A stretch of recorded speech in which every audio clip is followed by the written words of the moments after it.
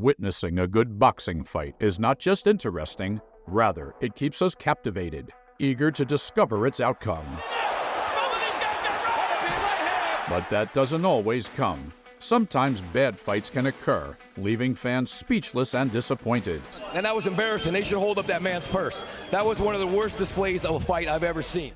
Welcome to Greatest Boxing, and you're going to witness the worst boxing fights that are sure to leave you astonished. Get ready, it's boxing time. The worst boxing time. What happened here?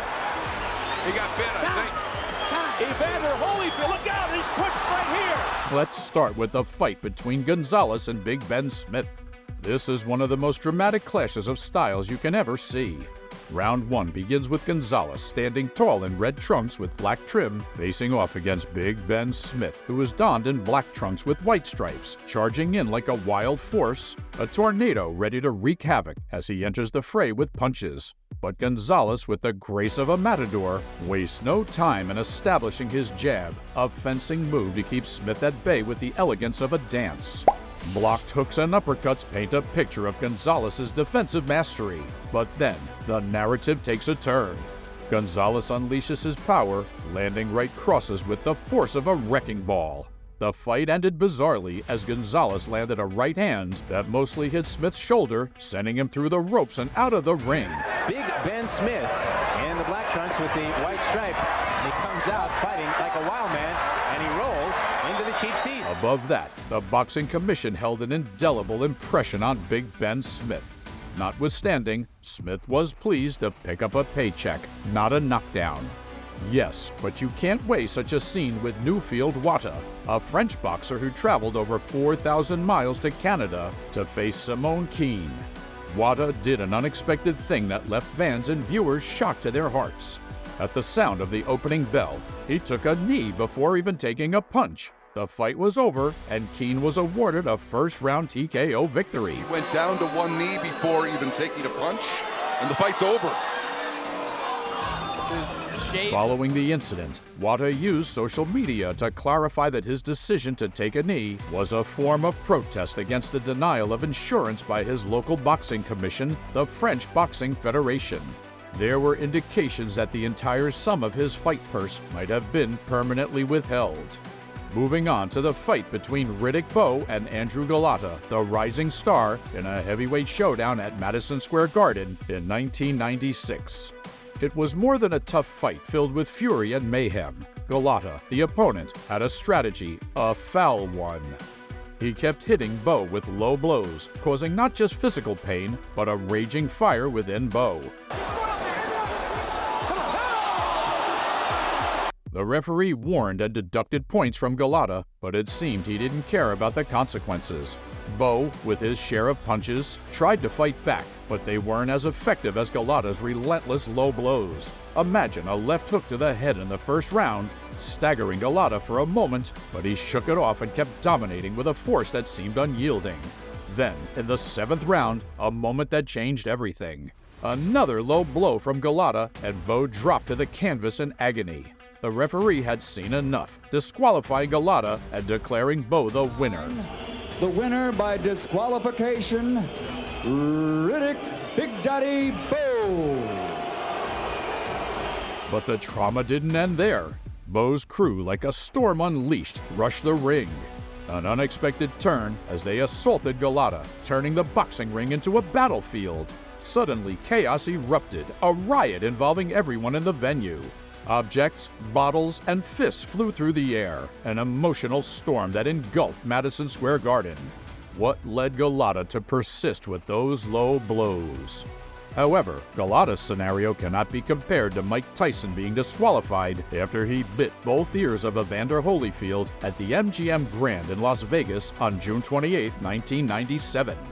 Holyfield had stunned Tyson just 8 months earlier at the exact location, overcoming odds to score an unforgettable 11th round stoppage. The stage was set for a rematch, and financially speaking, these two were the biggest heavyweight championship fights to date. The first 2 rounds unfolded, competitive and tense, with a slight edge to Holyfield. However, Tyson, fighting with the heart of a warrior, found himself cut above the right eye in round 2 after a clash of heads. He sternly complained to referee Mills Lane, but Lane ruled it an accidental headbutt, and the fighters resumed the dance of fists. But the unimaginable happened in round 3 as Tyson bared his teeth and bit down hard on Holyfield's right ear after landing a pair of left hooks and a big right hand. What happened here? He got bit, I think. Evander Holyfield, look out! Tyson was disqualified. The Nevada State Athletic Commission, like a stern judge, fined him 10% of his $30 million purse and slapped a 12-month ban.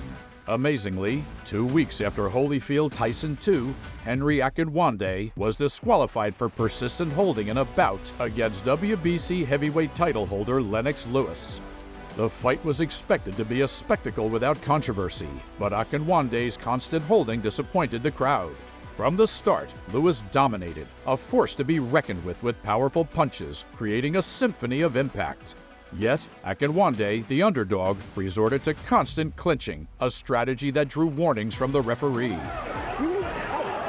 Don't you tell him, you need to fight, or I'm going to chase you. And you can do better than that, you understand? Come on. Points were deducted from him, and tension was building in the arena. Numbers tell a tale of their own. Lewis landed 87 out of 174 punches, a display of precision and power. Akinwand, on the other hand, connected on only 30 of 107 punches, struggling to find his rhythm. Moreover, Akinwand was disqualified in round 5 for excessive holding, and victory was awarded to Lewis. But if you think Akinwand was annoying with his poor display, then look at the match between Edward Rackley and Cedric Rose. What would you say about this kind of display? Rackley was throwing punches as an amateur with no stability on the ground. Some people say that guy can't be a pro, but who would have imagined that such a spectacular fight between Edward Rackley and Cedric Rose would be short? Not only short, the match ended with a knockout in the first round. We've ever seen here on ESPN, I think we can say that. He's down again. That'll be the second count, and that'll be enough for the referee, Dickie Cole. He is seated. Rose delivered a devastating jab that sent Rackley to the canvas, and the referee stopped the fight. Rose won and improved his record to 12 wins and 2 losses. Rackley suffered his 3rd defeat in his career and was taken to the hospital for a checkup. But as you know, in boxing, holding the WBO World Bantamweight title attracts some challengers. Such was the situation John Ryle Casimero found himself in when he faced Guillermo Rigondeaux of Cuba in a battle of contrasting styles. Rigondeaux relied on his speed and footwork to avoid getting hit and land precise jabs and straight lefts. The fight was a tactical affair, with both fighters showing respect and caution. Casimero chased Rigondeaux, who circled the ring and rarely engaged. Rigondeaux landed some sharp counters, but Casimero was more aggressive and threw more punches. Casimero kept his belt by a split decision, while Rigondeaux suffered his first defeat. Yet the fans were let down with such a non-action display. And that was embarrassing. They should hold up that man's purse. That was one of the worst displays of a fight I've ever seen. Likewise, the fight between Anthony Fowler and Theophilus Teta was unbelievable. Teta had taken the fight on short notice after Fowler's original opponent pulled out. Nonetheless, Fowler started landing powerful punches that rocked Teta's head and body. The view was incredible. Teta, who wore boots held together with duct tape, had no answer for Fowler's aggression and skill. He kept slipping and falling to the canvas, unable to cope with Fowler's pressure. At 2:37 of the first round, Fowler unleashed a flurry of hooks and uppercuts that sent Teta down for the 3rd time. Really hurt. Bob Williams wipes off the gloves and down he goes again then. No knockdown match. Prompting the referee to stop the fight and award Fowler a TKO victory. Talking about dominating victory, the fight between Caleb Plant and Anthony Derell was a clash of champions. Much was expected from Derell, but he failed to live up to the fans' expectations. One fantastic thing about this fight is the dominating scene Plant displayed, landing crisp combinations and powerful punches. Plant dropped Derell in the 2nd round with a left hook and continued to punish him throughout the fight. Despite Derell showing his heart and experience, he could not match Plant's speed and accuracy. The knockout came in the 9th round. Plant buried Derell with both a savage left hook and a post-fight celebration. He unleashed a barrage of punches that sent Derell to the canvas for the 2nd time. The referee waved off the fight, giving Plant a stunning knockout victory and a chance to reclaim his title. Moreover, all these fights transcended titles, records, and money. With fans expecting an intense atmosphere, these moments evoke a blend of amusement, frustration, and the recognition that even in letdowns, boxing manages to provide unforeseen twists. And so, what do you think about those fights? Do you think we missed some of them? Let us know in the comments. And just because these fights were the worst in boxing history, you can now unleash your power, knocking out the subscribe button and the like button as well. Feel better, right? Thank you for being with us, and see you in the next video. Don't miss it.